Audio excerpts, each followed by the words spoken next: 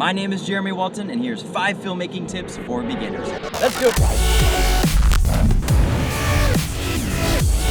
Right now in LA, it's about 90 degrees out, and here in good old Minnesota, it's about 24, with the wind chill about 5. That's just way too cold. I had to stay a bit longer to babysit these troublemakers. Get it. Get your ball.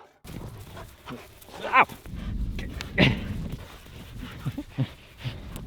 By the way, I am shooting on the R3 today.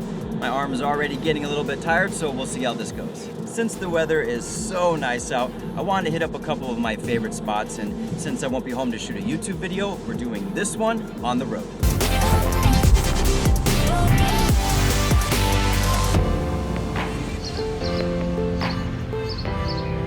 I want to give you 5 filmmaking tips today. Some are new for this channel, some I've mentioned before, but I'll go into a bit more detail. So let me start with my first tip, and that is think about what you're wearing.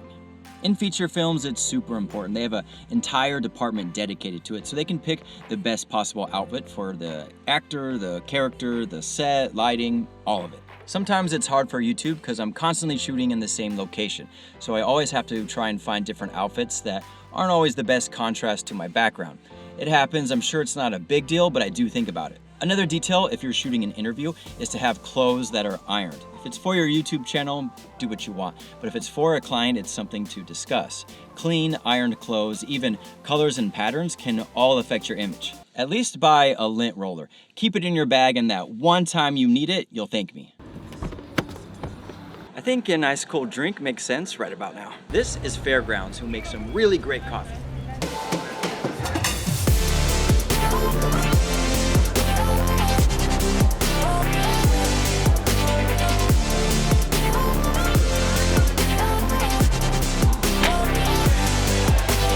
My second tip, which I know I've talked about before, so here's a link for a deeper dive, is going to be replace your audio. Now that tip might sound weird, but I'm not talking about dialogue. I'm talking about everything but dialogue. A car door closing, footsteps, even a door chime. All those sounds can either be replaced or added to spice up your video. It's a very subtle thing, and some people may not even notice. It's a subconscious thing that you can manipulate how people feel or think. I like the sound of that. I crack myself up. So here's a city shot with the on-camera audio.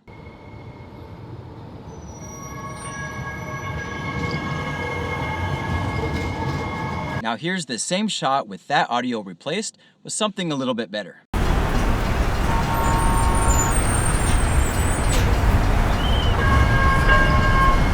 Subtle, but makes a difference. So when I'm out, I focus on getting good audio for dialogue. Everything else can be altered.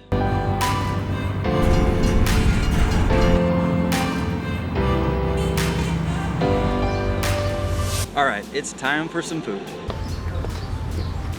This is Red Rabbit. They make a killer brunch.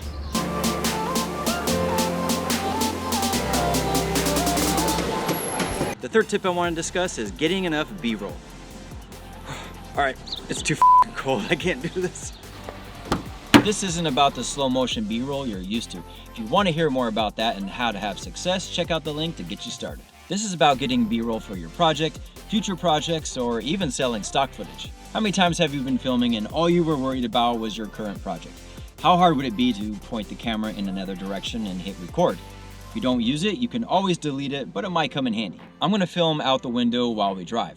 Maybe I'll use it, maybe I won't, but I'm gonna do it. I do the same thing when I fly. I got a bunch of footage of taking off, landing, night, day, sunny, snowing, and it all lives on my hard drive, and that one time I need a clip, I got it. I'd rather have too much footage than be sitting at my desk editing a project and regret not shooting enough B-roll. I've been there and it sucks. Making a stop at Red Cow for a drink.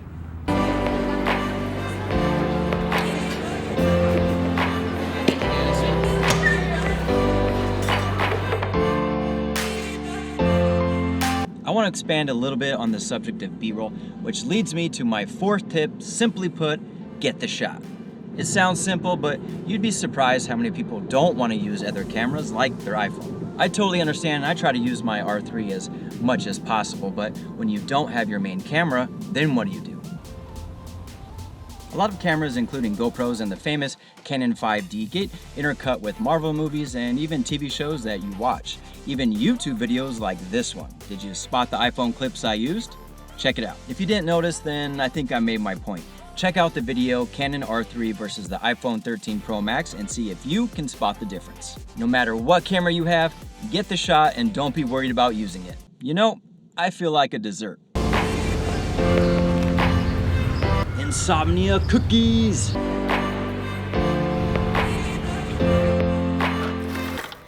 The last tip I want to share with you might seem like an obvious one, but I don't think it gets that much credit because it's not easy. Tip number 5 is all about the story.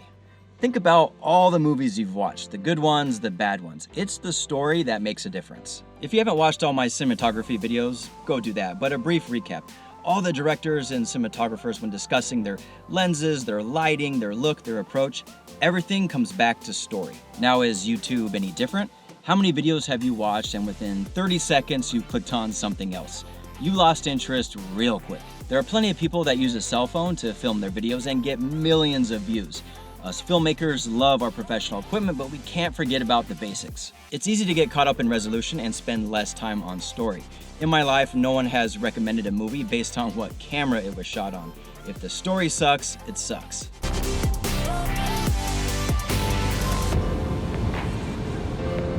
Just a bonus tip, shoot YouTube videos where you live or where you visit, like I'm doing today.